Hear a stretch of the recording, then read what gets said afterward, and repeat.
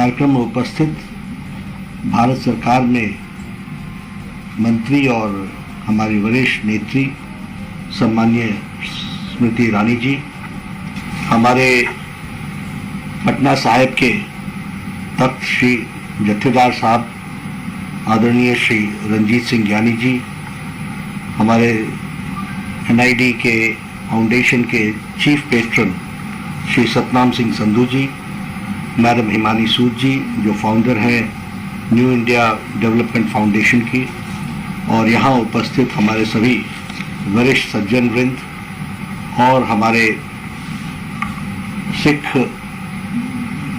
के धर्म गुरुगण और मीडिया के साथी, मेरे प्रिंट मीडिया और इलेक्ट्रॉनिक मीडिया के मेरे साथी, मेरा ये सौभाग्य है कि मुझे आज ये जो book launch heartfelt the legacy of faith जो कि न्यू इंडिया डेवलपमेंट फाउंडेशन की तरफ से इसकी पहल की गई है और उसमें शिरकत करने का, उसमें अपने आप को जोड़ने का मौका मिला है, मैं सबसे पहले तो न्यू इंडिया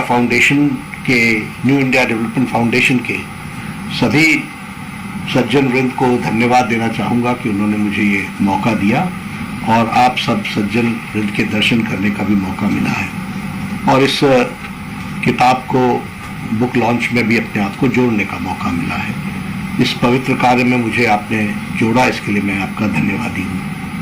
आज बैसाखी भी है और ये हमारे सिख पंथ के सर्जना दिवस के रूप में भी हम मनाते हैं। गुरु गोविंद सिंह जी को भी हम याद करते हैं और उनसे प्रेरणा लेकर के जो समाज के लिए उन्होंने काम किया, जो गुरु नानक साहब और सभी 10 गुरु ने जो काम किया, उन सब के जो टीचिंग्स हैं उससे भी हम प्रेरणा लेते हैं। तो बैसाखी के इस शुभ अवसर पर जहां मैं आप सबको शुभकामनाएं देता हूं, वहीं यह पवित्र कार्य जो आज बुक लॉन्च हुआ है, ये बहुत ही ऐसे दिन पर हुआ जो बहुत ही पवित्र दिन है और इसके लिए भी मैं आयोजकों को बधाई देता हूं कि उन्होंने इस काम की पहल की है और इसको आगे बढ़ाया है। ये बहुत ही अच्छी बात है। आज 131वीं अम्बेडकर जयंती भी है, जन्म जयंती है और हम अम्बेडकर हॉल में इस कार्यक्रम को, जैसा स्मृति जी ने बताया कि हम मना रहे हैं, ये भी हम सबका सौभाग्य है। तो उनको भी हम नमन करते हैं जिन्होंने सामाजिक न्याय के लिए एक बहुत बड़ी लड़ाई लड़ी और उस लड़ाई में भारत के संविधान एक अनूप भेंट जिसके चीफ आर्किटेक्ट डॉक्टर अम्बेडकर रहे, वो हमको मिला और उसके ही प्रोटेक्शन में आज हमारा प्रजातंत्र फल फूल रहा है, आगे बढ़ रहा है। तो उस महान आत्मा को भी आज के दिन याद करना बहुत ही हम सबके लिए जिम्मेवारी भी है हमारी, और हम लोग अभिभूत भी होते हैं उनके कार्यों के कारण, क्योंकि हमारी डेमोक्रेसी 130 करोड़ का देश और उस डेमोक्रेसी को चलाने के लिए जिस कॉन्स्टिट्यूशन का हम सहारा लेते हैं उसके चीफ आर्किटेक्ट के रूप में हम डॉक्टर अम्बेडकर को याद करते हैं।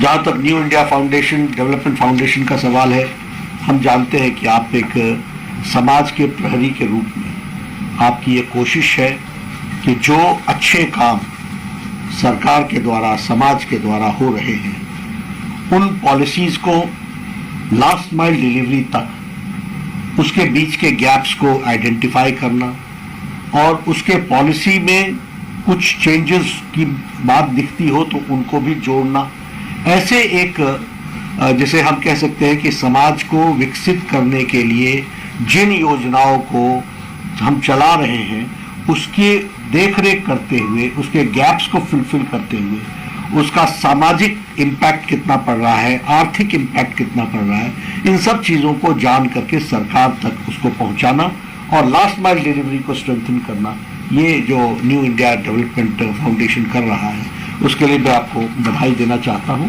और आप इस कार्य को आगे बढ़ा रहे हैं, इसके लिए आपको मैं बधाई देना चाहता हूं। आज जब हम, जैसा अभी स्मृति जी ने कहा कि जब हम खालसा पंथ की बात करें, धर्म की बात करें, तो हम यह भी जानते हैं कि सर्जना दिवस जब हम कहते हैं तो चाहे सच्चाई की लड़ाई हो, चाहे संतोष के साथ चलने का विषय हो या फिर दया का विषय हो और नम्रता के साथ, प्यार के साथ लोगों को अपने साथ समावेश करने का विषय हो, इन सारी चीज़ों का हमको ज्ञान, रास्ता शुरू में गुरु गोविंद सिंह जी ने हम इस बात को आगे बढ़ाया और फिर उसको सर्जना दिवस के रूप में स्थापित करने में गुरु नानक जी ने इसको बढ़ाया और गुरु गोविंद सिंह जी ने उसको एक कार्य रूप दिया। तो ऐसे जो जिसके बारे में स्मृति जी भी चर्चा कर रही थी कि कंपैशन के साथ, प्यार के साथ, सत्य के साथ, और खालसा जो शब्द है खालिस, उसका जो असल अर्थ है वो यही है कि बिना डर के सत्य, प्योर और प्योरिटी के साथ किसी बिना लगाव के साथ समाज को पूरा ढंग से अपने आप को योगदान करना, इस चीज को बताने का उसमें उसका मंत्र भी है, उसकी आत्मा उसमें वास करती है। तो यह चीज हम सभी सिख भाइयों को एक प्रेरक के रूप में अपने जिम्मेवारियों को निभाने के लिए, फिर चाहे वो कौम की जिम्मेवारी हो, फिर चाहे वो देश की जिम्मेवारी हो, सभी जिम्मेवारियों को निभाने में वो अपना पूरा योगदान करते रहे हैं, ये हम सब जानते हैं। अभी हम लोगों ने एक छोटी सी फिल्म भी देखी। वो फिल्म छोटी जरूर थी, लेकिन वह एक तरीके से हम सबको प्रधानमंत्री मोदी जी का जो सिख धर्म के प्रति लगाव और देखने का नजरिया है उसको प्रतिबिंबित करती है। और मेरा ये सौभाग्य है कि मुझे उनके साथ उन दिनों में काम करने का मौका मिला जब वो हिमाचल और पंजाब के प्रभारी थे जी। तो उन्होंने पंजाब को बहुत नजदीक से देखा और हमारे सिख भाइयों के बीच की जो विचार आते रहे, उस समय चलते रहे, वह एक उनको हमेशा उद्वेलित करता रहा। और उनको सिख धर्म किस दृष्टि से आगे अपने योगदान करना चाहता है, इसको उन्होंने बहुत गहराई से समझा, इसको बहुत गहराई से जाना। और इसलिए हम ये कह सकते हैं कि भारत के प्रधानमंत्री बनने से पहले जब वो गुजरात के मुख्यमंत्री थे, तब भी उन्होंने सिख धर्म के लिए जो कुछ वो कर सकते थे उस क्षेत्र में वो उन्होंने किया।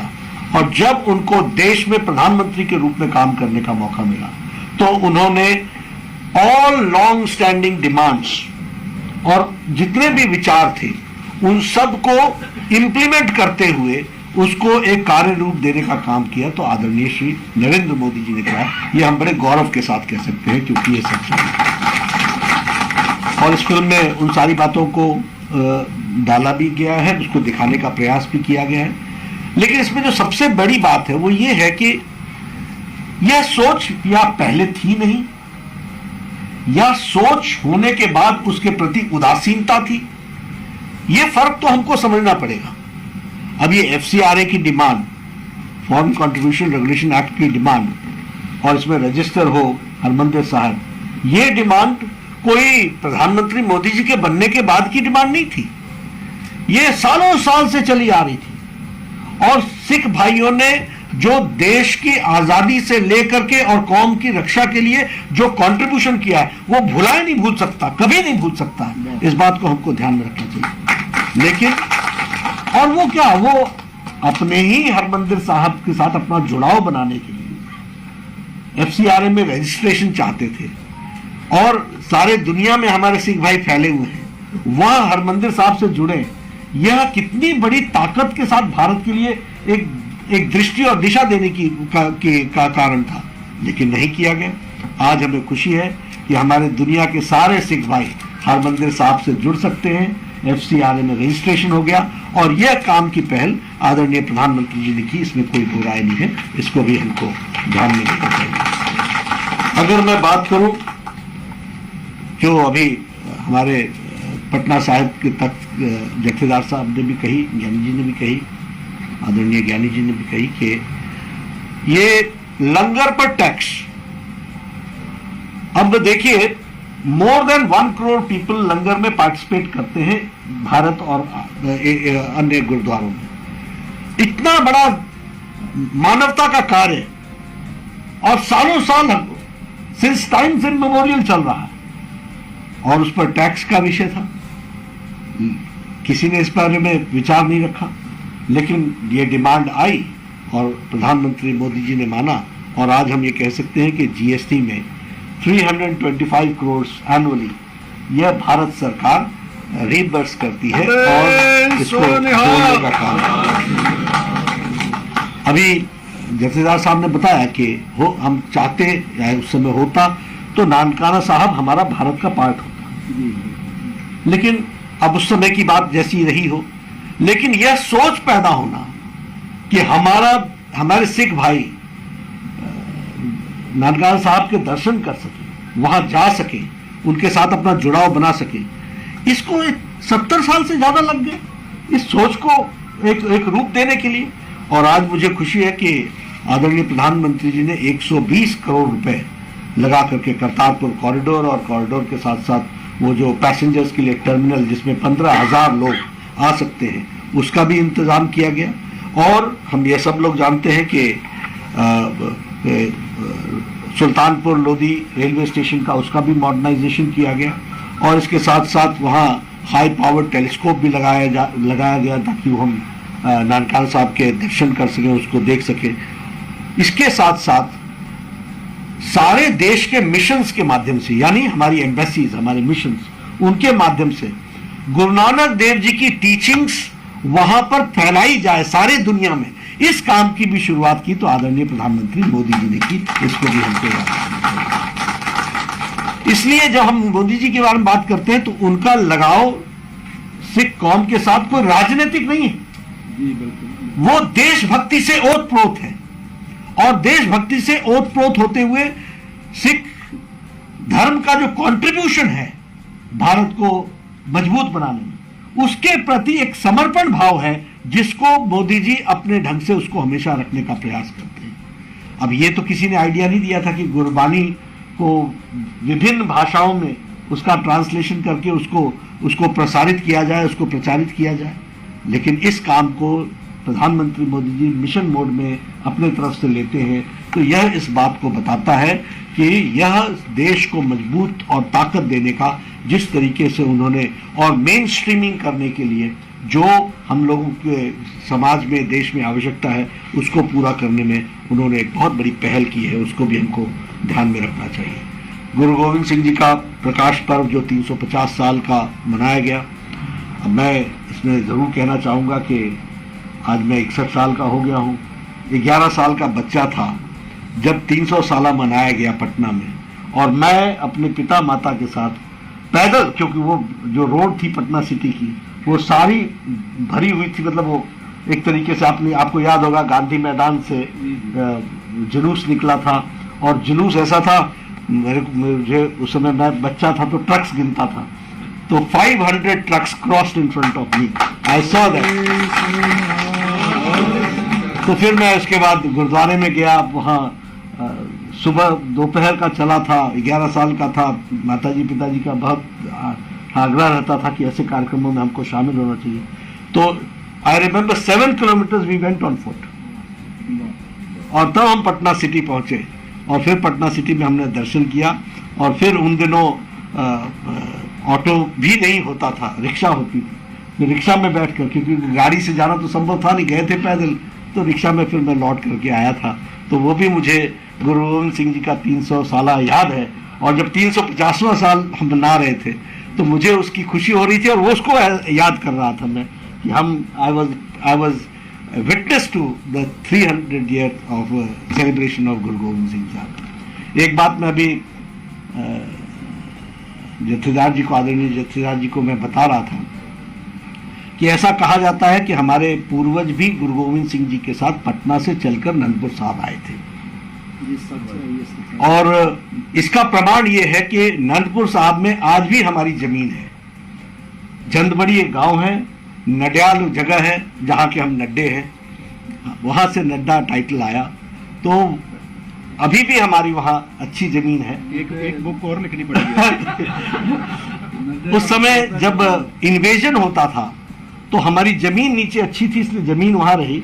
और अगर आप देखें तो उससे सीधे सामने पड़ती है नैना देवी और उसके आगे बिलासपुर। तो उन दिनों पैदल लोग चलते थे, तो आकर के फिर बिलासपुर बसे, क्योंकि डिस्टर्बेंस बहुत थी हर समय जो ये इन्वेजन होता था। तो ऐसा बताते हैं, तो हम लोग फिर मैं बिलासपुर हिमाचल पहुंचने का रास्ता ये रहा, लेकिन जंदबड़ी और अनंतपुर साहब से आज भी मेरा संबंध है, और वहाँ अभी भी नड्डा रहते हैं। ये मैं क्योंकि आपने चर्चा की तो ये बात अलहदी है, लेकिन मुझे लगा कि जब हम गुरु गोविंद सिंह जी को याद कर रहे हैं तो नंदपुर साहब से हमारा विशेष रिश्ता है, ये ज़रूर हम बताना चाहेंगे, और पटना साहब से तो है ही हमारा रिश्ता। लेकिन मोदी जी ने जिस तरीके से 350वां साल मनाने के लिए जो प्रयास किए, उनका खुद का वहाँ जाना, 100 करोड़ रुपए के एलोकेशन के साथ उन चीज़ों को आगे बढ़ाना, रेलवे से लोग जाएं इसकी व्यवस्था करना, बोर्डिंग लॉजिंग की व्यवस्था सरकार देखे इसकी चिंता करना, एक कॉमेमोरेटिव कॉइन उसकी दृष्टि से 350वां साल का निकालना, ये भी रहा। और सबसे बड़ी बात यह है कि गुरु गोविंद सिंह जी के नाम पर 750 बेड का हॉस्पिटल जामनगर में, वह भी देना इस बात को बताता है कि हमने हमेशा एक तरीके से समाज के कंट्रीब्यूशन को ध्यान में रखते हुए और समाज का जुड़ाव बने, इस बात का प्रयास मोदी जी ने किया है। और सबसे बड़ी बात यह भी है कि जिस तरीके से अन्य सरकारों ने सिख कौम के दर्द पर मलहम लगाने के बजाय जो उसमें जलन को आगे बढ़ाने का काम किया, मैं कोई राजनीतिक दृष्टि से नहीं कहना चाहता, लेकिन अब 346 ब्लैकलिस्टेड लोग बनाए हुए, दुनिया भर में बेचारे हैं, वो आ नहीं सकते, मिल नहीं सकते। अब ये इसको पूरा करने में प्रधानमंत्री मोदी जी ने जो पहल ली, और 345 में से 343 ब्लैकलिस्ट हट गया है, सिर्फ 2 पर रहा है, उसको भी जल्द से जल्द वो भी उसको भी हटाने का प्रयास कर रहे, लेकिन इस तरीके के कार्य को आगे बढ़ाने का काम किया है। 2 विषय में और भी कहूंगा कि अभी यहाँ पर पीछे कुछ लोगों ने CAA पर, सिटीजन्स अमेंडमेंट एक्ट पर बहुत बड़ा बवाल बनाने की कोशिश की और बहुत कुछ उस पर करने की कोशिश की। मुझे लगता है इन राजनीतिक नेताओं को जो इस तरह की बातचीत करते हैं, उनको देश हित की विषय समझ में नहीं आते हैं। क्या हमको मालूम है कि अफगानिस्तान में एक समय में 50,000 से ज्यादा फैमिलीज थी, सिख फैमिलीज थी, which has been reduced to 2,000 now. अब वो सारे सिख भाई कहां जाएंगे? उनको यहां पर इज्जत के साथ जीने का अधिकार दिया तो इस CAA ने दिया, इसको भी हमको समझना चाहिए। और ये मोदी जी के पहल पर हुआ। और मैं देखिए, मैं इन सब चीजों को बहुत गहराई से जानता हूं। एक बच्चा है, यहां जन्म लेता है, अफगानिस्तान से आया है, स्कूल में एडमिशन करना जाए तो रजिस्ट्रेशन नहीं हो सकती है। यह आजाद भारत की स्थिति थी। मैं उन नेताओं से पूछता हूं कि आपके दिमाग का दिवालियापन था क्या? आप मेडिकल कॉलेज में, इंस्टीट्यूट में आप एडमिशन नहीं ले सकते। पाकिस्तान से आ गए, अफगानिस्तान से आ गए, सालों साल आ गए, यहां बैठे हुए हैं, हमारे बीच में पले बढ़े, and they cannot take admission in engineering college, they cannot take admission in medical college. I being a health minister, people have come to me represented कि ये हमको करने की इजाजत दी जाए। हमारी सिटीजनशिप नहीं बनती है, वो बेचारे यहां रह रहे हैं, मकान नहीं खरीद सकते, रजिस्ट्रेशन नहीं करा सकते, अपनी जमीन खरीदने का अधिकार नहीं था।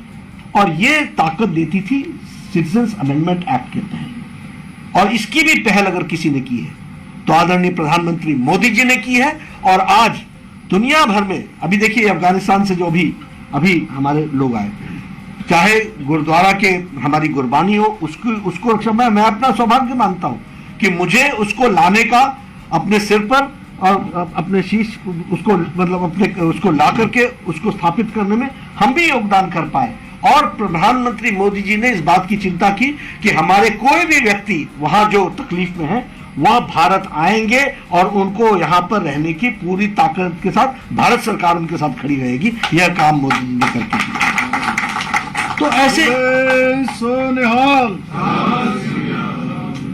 पाकिस्तान में 23% थे, आज वो 3% है। हमारे बांग्लादेश में 27% थे, आज 8% वहां हैं। इसको तो समझना पड़ेगा ना, कहां जाएंगे ये लोग हमारे? इनको यहीं पर जीने का अधिकार मिलने वाला है। और मोदी जी ने इसकी पहल की और CAA उसी का उदाहरण था जिसको हमको देखने को मिला। आप आश्चर्य करेंगे, वेस्ट पाकिस्तान से हमारे सिख भाई आए, जम्मू कश्मीर में बस गए। जम्मू कश्मीर में वो नौकरी नहीं कर सकते, जम्मू कश्मीर में उनको स्टेट का राइट नहीं था, वो स्टेट के होल्डर्स नहीं थे। ये सालों साल चलता रहा। प्रधानमंत्री मोदी जी ने धारा 370 को एब्रोगेट किया और उसके कारण आज हमारे सिख भाई जम्मू कश्मीर में भी स्टेट सिटीजन के नाते उनको सारे जम्मू कश्मीर के अधिकार हैं जो उनको दिए गए। ये इनिशिएटिव आज क्या आप पहले समझ में नहीं आया था किसी को क्या? मोदी या इच्छा शक्ति नहीं थी? यह मोदी जी की इच्छा शक्ति और दूरदृष्टि जो इन सारी चीजों का समाधान करने का, और ये प्रश्न आज के नहीं थे, आजादी के साथ खड़े हुए थे। उनकी गलती सिर्फ ये थी कि हमारे सिख भाई जो है वो जम्मू कश्मीर में चले गए, अगर पंजाब में आ गए तो उनको सारे राइट मिल गए, अगर वो कहीं जाकर के असम में बस गए, दिल्ली में बस गए तो उनको सारे अधिकार मिल गए, लेकिन जम्मू कश्मीर में नहीं मिले। तो यह भी दिलाने का काम जो था वो सारे का सारा प्रधानमंत्री मोदी जी ने किया है। अभी चर्चा बहुत आई, जैसा स्मृति जी कह रही थी कि वो 8 साल की थी जब उन्होंने वो RK पुरम में वो घटनाएं देखी। मैं उस समय करोल बाग में रहता था और मुझे ये सौभाग्य मिला कि एक सिख परिवार को बचाने में और अपने साथ, मैं उस समय फुल टाइम वर्कर था और मैं करोल बाग में मेरा कार्यालय था, पूरे परिवार को मैं लेकर के, और ये भी मैं बात बताना चाहूँगा कि मैं अकेला था, वहाँ कोई रसोई नाम की चीज़ नहीं थी और दुकानें सारी बंद थी। तो 2 दिन तक तो हम लोग बिना खाने के रहे क्योंकि दुकानें सारी बंद, मैं बनाता नहीं और एक परिवार सामने रहता था। 3 बार लोग आए अटैक करने के लिए और ढूंढ करके गए कि नहीं ये परिवार निकल गया, कहाँ चला गया मालूम नहीं। लेकिन उस समय हम लोगों ने जोड़ने का प्रयास किया, वो हमने अपने आंखों से देखा है। वो सारा कोई बताने की जरूरत नहीं है मुझे। सन 86 में भी जिस तरीके से उस समय पुलिस ने जब अटैक किया वो भी मैंने अपनी आंखों से देखा है, शीशगंज के गुरुद्वारे के सामने भी देखा है, बाकी भी देखा है, वो सब चीजें देखी। लेकिन जो लोग समाज में दरिंदगी के साथ आगे नेतृत्व के रूप में बढ़ रहे थे उनको जेल में डालने का काम किया तो नरेंद्र मोदी जी ने किया ये बात, और न्याय दिलाने का काम किया तो नरेंद्र मोदी जी ने किया। इसमें भी कोई दो राय नहीं कि SIT बैठाई गई और SIT बैठा करके 2 साल के अंदर उन सारी जो भी दोषी रहे और उस पर कार्रवाई हुई और आगे भी चल रही है, उस कार्रवाई को आगे बढ़ा रहे हैं। लेकिन ये दंदनाते रहे सालों साल, 30 साल तक, कोई पूछने वाला नहीं। ये बात भी हमको ध्यान में रखनी है। और जब प्रधानमंत्री मोदी जी आए तो वो इच्छा शक्ति का परिणाम आया जिस परिणाम से हम सब लोग वाकिफ भी हैं। प्रधानमंत्री जी ने इस बात की भी कोशिश की है कि 5 लाख उन विक्टिम्स के परिवारों को एक अनुदान के रूप में दिया जाए और साथ ही साथ जो लोग माइग्रेट करके अपने स्थानों को छोड़ा उनको भी फाइनेंशियल सपोर्ट दिया जाए। इस तरह की बातचीत भी की गई है, उसको आगे बढ़ाने का काम किया है। और जैसा मैंने कहा कि सिख धर्म को दुनिया में शोकेसिंग करना और इनकी शहादत से लेकर के जो आज़ादी की लड़ाई का कंट्रीब्यूशन वह दुनिया को बताना, इस काम की पहल भी आदरणीय प्रधानमंत्री मोदी जी ने बखूबी की है। अब देखिए जालियांवाला बाग तो पहले भी था, आप सबको शायद मालूम नहीं है। उसके मेमोरियल के जो कॉन्स्टिट्यूशन था उसमें अमेंडमेंट करनी पड़ी। अमेंडमेंट इसलिए करनी पड़ी कि उसको वो कुछ उसमें कोई एक्टिविटी नहीं थी और उसके सदस्य कौन कौन थे ये भी आपको मालूम। तो सारा अमेंडमेंट किया गया आज, और आज आप देखेंगे लाइट एंड साउंड प्रोग्राम जिस तरीके से जलियांवाले बाग के बारे में इतिहास बताया जाता है और सारी चीज़ें रखी जाती हैं ताकि हमारा बच्चा आज अगर उसको देखता है तो उसको समझ में आता है कि हमारी कौम ने आज़ादी की लड़ाई के लिए क्या क्या किया और कितने जुल्म सहे, कितनी मुसीबतें सही, उसके बावजूद देश को एक रखते हुए आगे बढ़ाने में सिख कौम ने, सिख धर्म ने कभी पीछे नहीं हटे, हमेशा अग्रसर होकर के खड़े रहे। यह दुनिया को बताने का काम आदरणीय प्रधानमंत्री मोदी जी ने किया है। तो मैं सच में एक अच्छी पहल इस किताब के माध्यम से, जहां आपने सिख धर्म के जो 5 स्तंभ हैं जिसके बारे में स्मृति जी ने भी आपको बताया, कंपैशन, ट्रुथ, लव, ये सारी चीज़ों को जोड़ करके आपने आगे किस तरीके से सिख धर्म ने इनको इस्टेब्लिश करने में अपना योगदान किया है, इसको आपने जहाँ तक उसमें कलमबद्ध किया है। इसके साथ साथ आदरणीय प्रधानमंत्री जी ने जो सामाजिक और देश हित के बात को ध्यान में रखते हुए और जो सिख धर्म के प्रति समर्पित भाव है उसको रखते हुए जो इंटरवेंशंस की गई हैं उन इंटरवेंशंस के बारे में आपने बहुत बखूबी आपने लिखा है और उसको आपने तस्वीरों से भी सजाया है। इसके लिए मैं न्यू इंडिया डेवलपमेंट फाउंडेशन को, उनके चेयरपर्सन को और उनके एग्जीक्यूटिव डायरेक्टर सब लोगों को मैं बधाई देना चाहता हूं। और आज के दिन आपने मुझे यहाँ आने का, मुझे और स्मृति जी को मौका दिया, इसके लिए भी मैं आपको धन्यवाद देता हूं। और आज के कार्यक्रम में हमारे जत्थेदार साहब ने मंच को सजाया, इसके लिए मैं उनका भी धन्यवादी हूँ और उन्होंने हम लोगों को जो दिशा दी उसके लिए भी मैं धन्यवादी हूँ। मैं एक ही बात कहूँगा कि आप हमें इसी प्रकार का मौका और प्यार देते रहें, हम उसको संजो करके और ताकत लेकर के काम में जुटेंगे। प्रधानमंत्री मोदी जी के नेतृत्व में उसको और आगे बढ़ाएंगे। इन्हीं शब्दों के साथ बहुत बहुत धन्यवाद।